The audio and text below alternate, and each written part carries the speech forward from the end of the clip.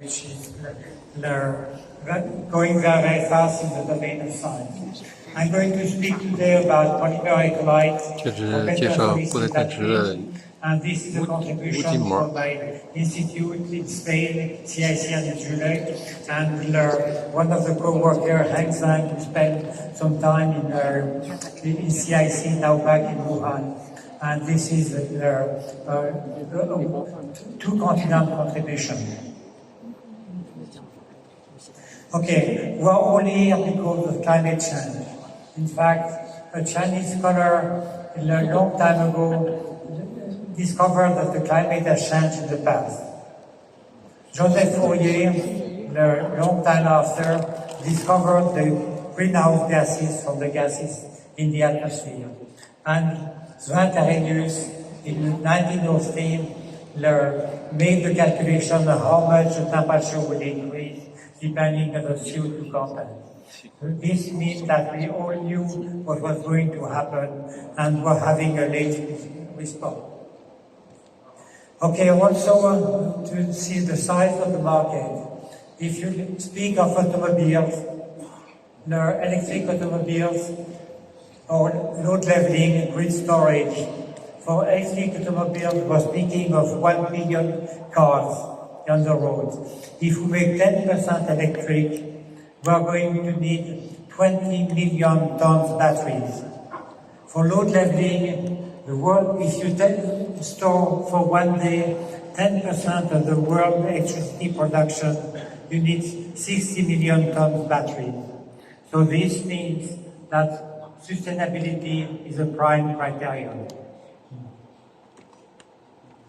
Okay, electrolyte, I don't know this is controversial, is arguably the most important component of a battery. You have a conventional liquid electrolyte, you have a ionic liquid, but also you have a solid electrolyte in competition, which are either ceramic or polymers. And the ceramic can be glassy and crystalline. The polymers can be polyethers or polyesters. And if you mix ceramic electrolyte with polymer electrolyte, you have the composite.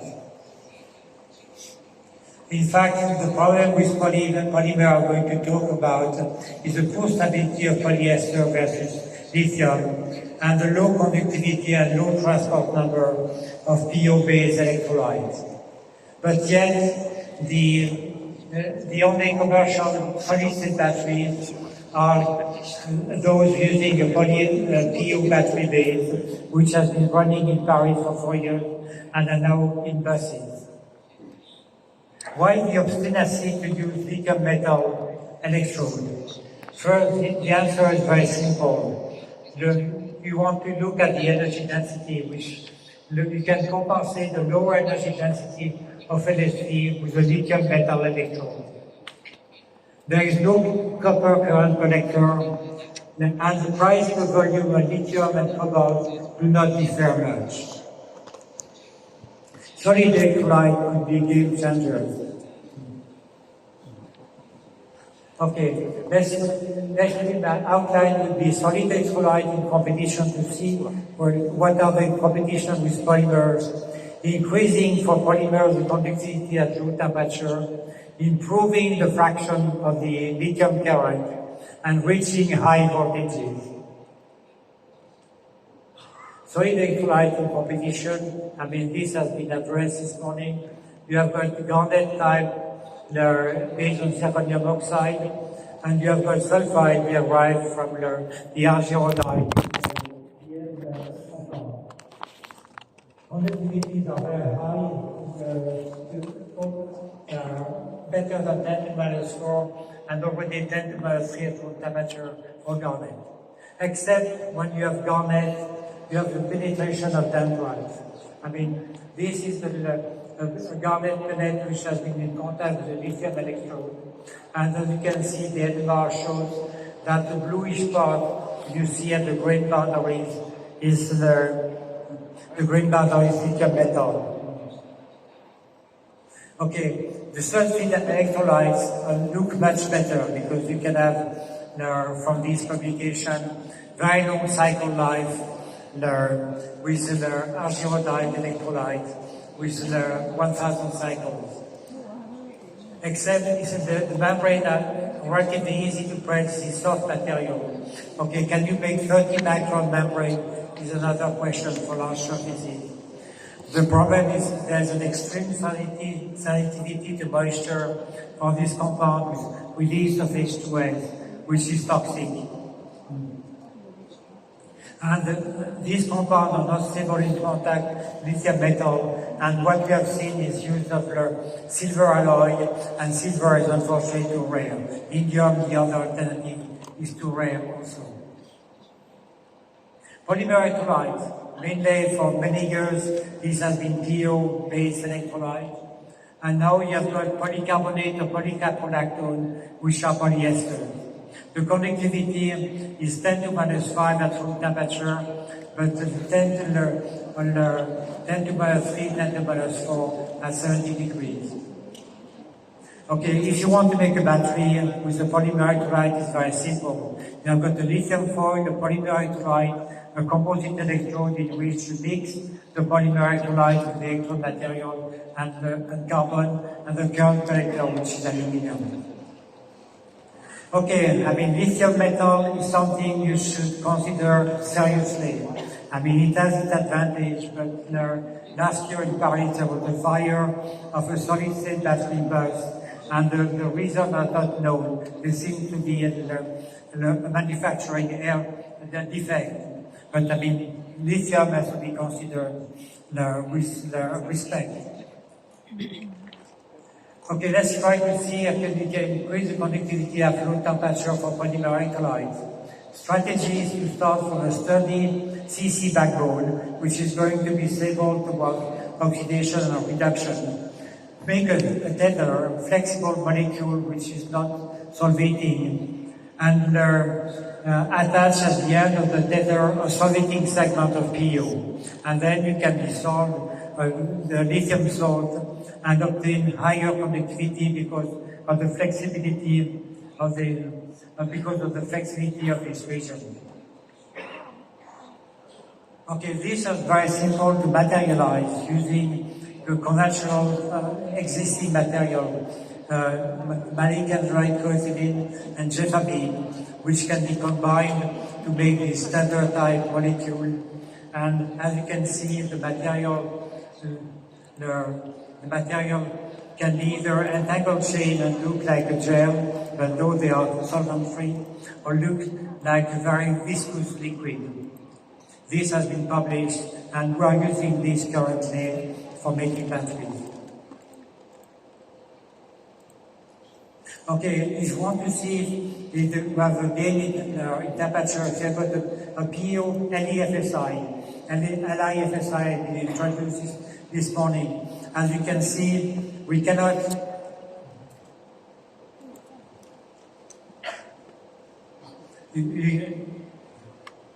you cannot cycle a PO battery below 50 degrees.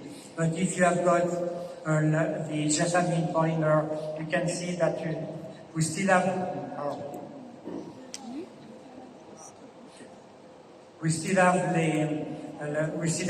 some capacity available down to room temperature. This is not perfect, but it is a great improvement in terms of low temperature capacity and operation. Let's go now into trying to improve the fraction of lithium current. Why do you want to do that? Because when you have got a liquid or polymer electrolyte, the two species, anion and cation, move.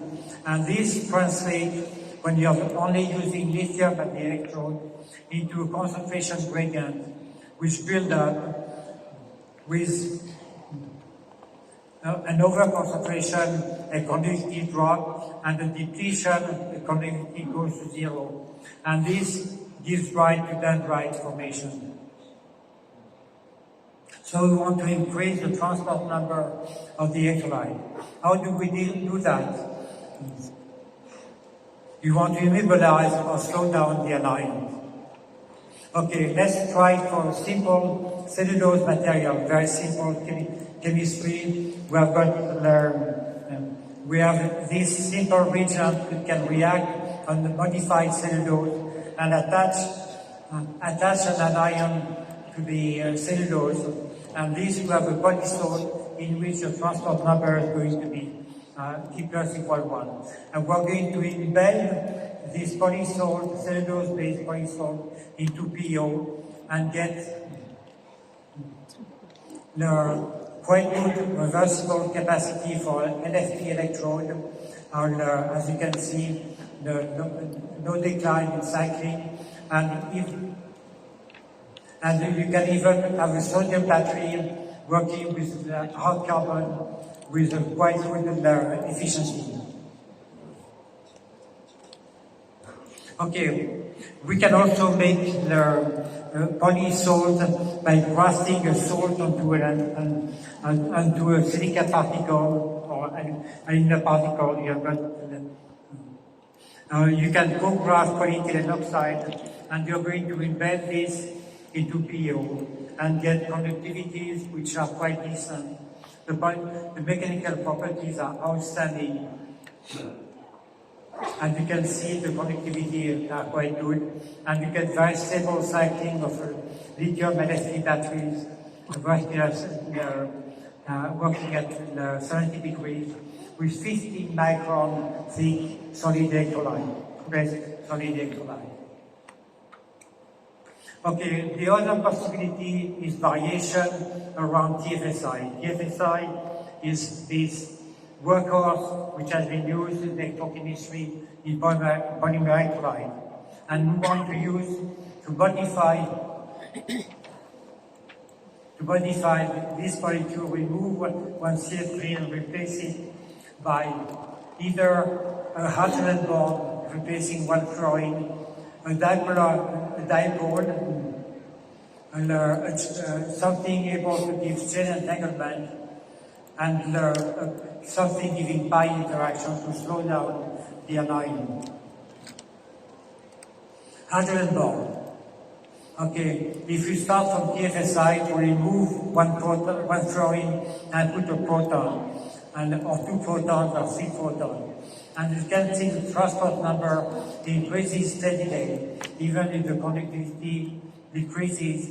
Lithium-only conductivity is still higher. And this is very important because the sun time, the time at which the concentration goes to zero, is proportional to the square of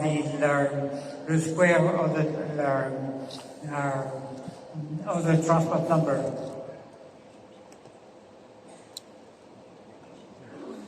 Okay, we use this salt to make a lithium sulfur battery that may be considered as one of the ultimate goal for making high energy density battery. As you can see, you can exceed 1300 cycles with the lithium sulfur battery, even the capacity decreases marginally, but the C over D, the Coulombic efficiency, stays to 500 degrees. This tells us that DFTSI gives very good SCI formation that protect the lithium from polysulfide shutdown. Okay, and this can be at quite decent rates.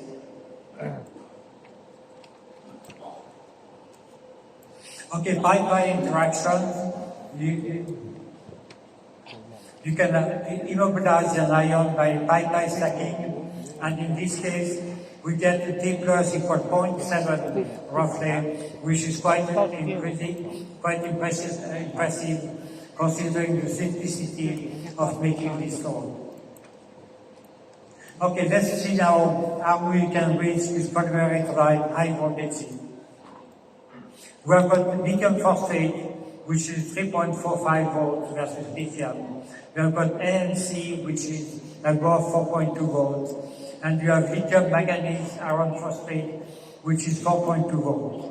And in fact, the stability conundrum, PO electrolyte is not stable beyond 3.9 volts, but stable to lithium. The polyethylene carbonate is not stable to lithium, but stable to 4.5 volts. So the simple idea would say, put a layer of PO as an analyte and the layer of PPC as the cathode. Except it doesn't work because PO is far more solvating than PPC, depleting all the salt from PPC, and the conductivity decreases to zero. So we found a solution which is quite elegant. We start from white salt, another one, in which you have got the anion. Okay, we have got the negative charge attached to polystyrene, and we are going to embed this into either polyethylene oxide or polypropylene carbonate, and we are going to make a bilayer electrolyte battery. And as you can see, if you don't have the polypropylene carbonate or simple KFSI, the cycling is very bad. Even if you have a PO-based immobilized anion, you can see that the decline in capacity is quite rapid. But if you have got the two-layer electrolyte with the immobilized anion, we can see that you can cycle quite extensively with very little decline. So I will jump to conclusion. Polymer electrolytes are for the time being the only industrial materialization of SSD. They work at 30 degrees, but we are working on decreasing the temperature. Two examples of many of the immobilized anions show the future of single ion conductors. Variations of imide anion are limitless. Only two examples have been shown to increase T+, but also give a better SCI and lithium compatibility. It is now possible with the immobilized anion to make a dual polymer electrolyte function from 0 to 4.5 volts without any handicap, without any limitation. And I wish to thank you for your attention. 好，谢谢你。